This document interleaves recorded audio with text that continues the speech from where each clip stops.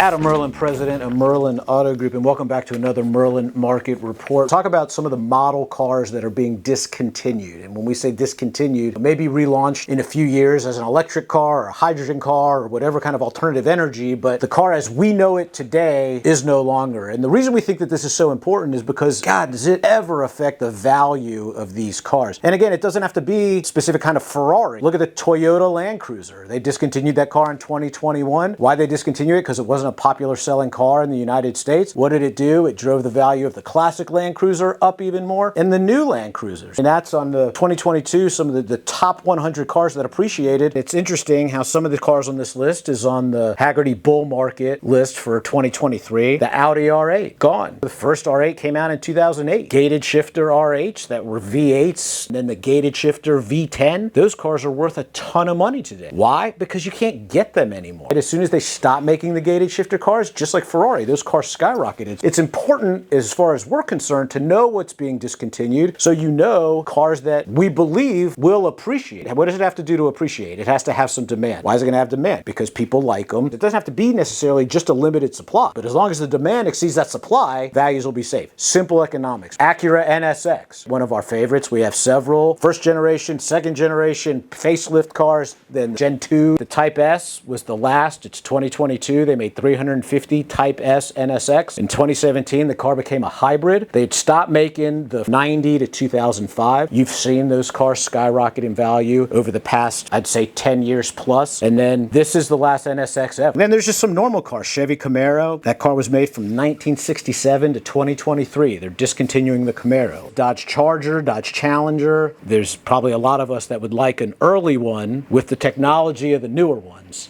So what I think is going to happen, what's going to really drive the value of the newer ones is people are going to buy them for their drivetrains and their parts to put in the early cars that they're getting from their parents or their uncles that had them and making them resto mods and kind of building the best of their own world there. Ford GT, this is an amazing one. The Ford GT has been a car that's sold on and off for a long time. The latest generation Ford GT has been a successful car. The values have fluctuated a lot, but still worth significantly more than they were. Had to apply to get one. Everyone and their brother got rejected, like all the people or who's got rejected, didn't get them. So they've been trading for big numbers. But the previous generation Ford GT, one of the least comfortable cars in the world, one of the hardest cars to get in and out of, but one of the most identifiable, just iconic looking supercars. Again, why is that gone? Because I think the electric version of that car just has no soul. It has no, like, nobody's going to get emotional about driving an electric Ford GT. The Lamborghini Aventador, that's over. What are they doing? They're coming out with a new flagship car. It's allegedly a 12-cylinder car. It's going to be a hybrid. I don't know about you.